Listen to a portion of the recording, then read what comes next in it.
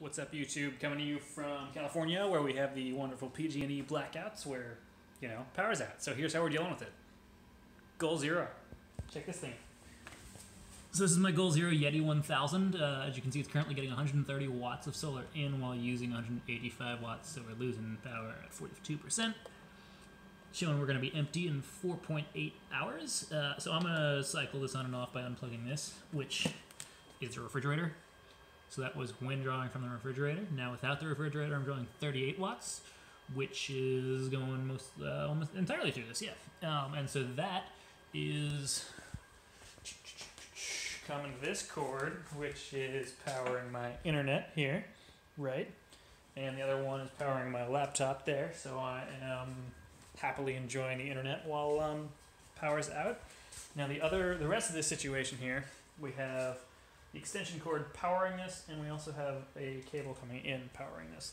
So the extension cord, two extension cords really, the orange one is going to the fridge while the green one is powering the Yeti.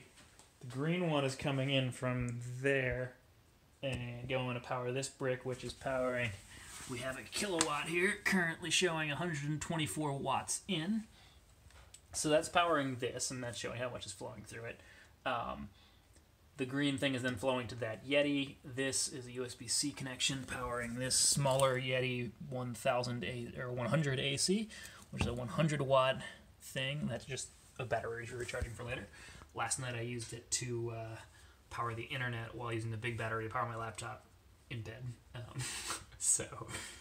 the last thing here is a lamp, which also I used last night. It's a Casper glow that keeps things nice and warm. Maybe you can hear the wind noise right now. Wind is pretty crazy, which is why the power is out. But yeah, this Casper glow actually illuminated my room really well, and when the power went out, I was already using it and barely noticed, because this UPS also kept my computer running, and I was like, I think we may have lost power. This is Randy. I'm not sure if we've really said hi to him yet. Hi, Randy. Yeah. Yeah, Randy. You having fun? And so the last thing here is, if we go outside, we have this solar panel, which is generating some power.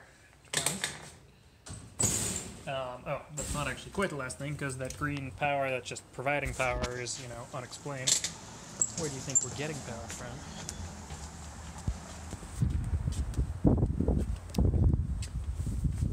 So here, there are solar panels on the house, and as you can see, they're generating 155 watts right now, because the breaker's been turned off, so they're not energizing the grid, and then this EPS emergency power supply can be turned on to give us an AC output. So that is running the internal thing. This is also powering my Yeti. And so, from both the panels on the roof and the panel I have sitting out front, we're getting 110 watts into my MPPT charge controller. We're just using a bit to power my laptop and the internet, and occasionally we're powering the fridge. And so I'll let that pump up. Also earlier, I didn't actually know that I could power from the roof panels until my roommate let me know, which was kind of cool. Before that, I was running that same extension cord to my car, which is a Chevy Volt, which you might know if you've seen my other videos. Like and subscribe.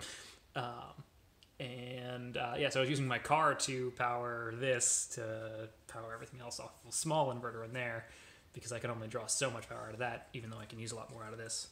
And I actually made coffee for myself this morning. Hi, Randy. Yeah. Hi, Randy. Yeah. So, yeah, I made coffee using this morning, which took about 5% of the battery. It's a 1 kilowatt hour battery, so that's like 50 watt hours to make a cup of coffee. Not bad. So, yeah, I'll probably use it to run the microwave soon, too. It could, in theory, run the microwave for an hour, so, yeah, it can definitely make dinner in the microwave. So yeah, surviving the California blackouts just fine. Say bye, Randy.